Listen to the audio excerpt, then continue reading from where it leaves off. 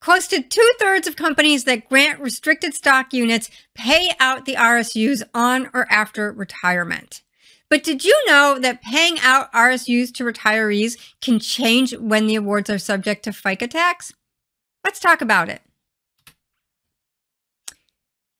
RSUs are subject to FICA tax at a different time than when they are subject to federal income tax.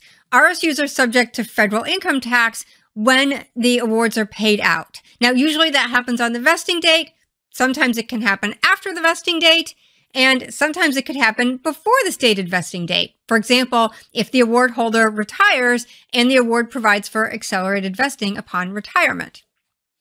RSUs are subject to FICA when the awards are no longer subject to a substantial risk of forfeiture.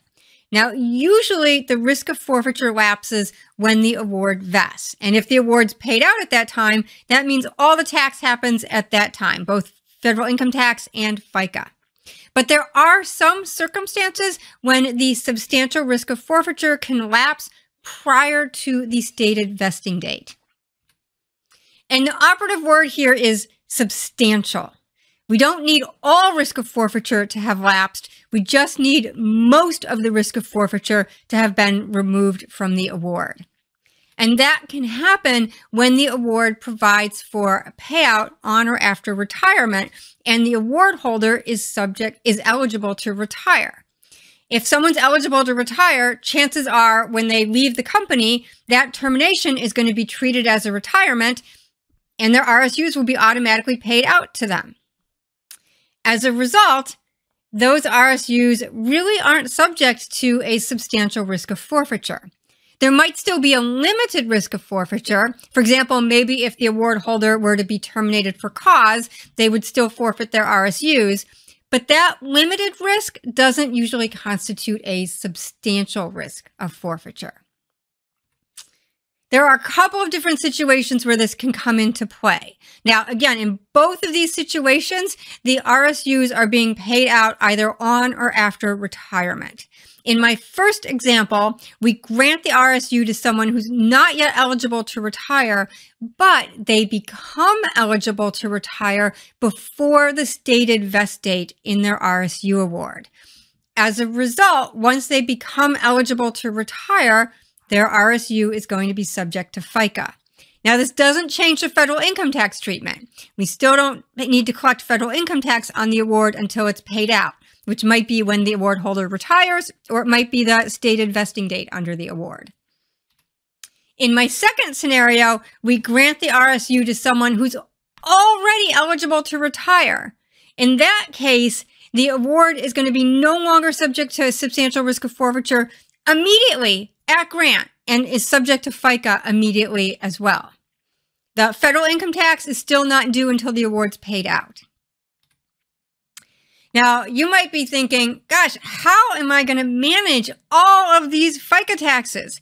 You could literally have employees becoming eligible to retire every single day. And if you have to spend every day collecting FICA on your RSU awards, you're not going to have time for anything else. Luckily, there are 3 rules that help facilitate collection of FICA taxes when the award hasn't yet been subject to income tax. The first of these rules is the rule of administrative convenience. This allows you to delay collecting FICA on an award to any later date during the year, all the way up until the last day of the year.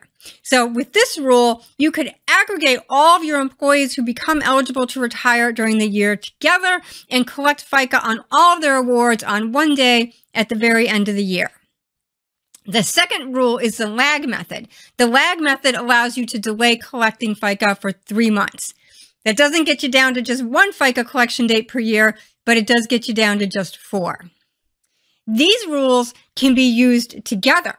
I could combine the rule of administrative convenience with the lag method. That would allow me to rely on the rule of administrative convenience to delay collecting FICA all the way until December 31st. And then I could rely on the lag method to delay for another 3 months into the following year. That might allow me to collect the FICA from employees' bonuses that are paid early in the following year. The last rule is the FICA short-term deferral rule. This rule can only be relied on if the awards are going to be paid out no later than 2.5 months after the end of the calendar year in which the award holder became eligible to retire. But in that circumstance, it would allow us to delay collecting FICA until the award is paid out. Now, you probably have a lot more questions, like how do all these rules really work and why would I use one rule versus another? Guess what? We've got a lot more answers. We'll include a link to some additional resources in the show notes for the video. I hope you enjoyed my video. If you did, please subscribe to our YouTube channel. That way you're notified when we post new videos, and it really helps us out too. Win-win. Thanks for watching.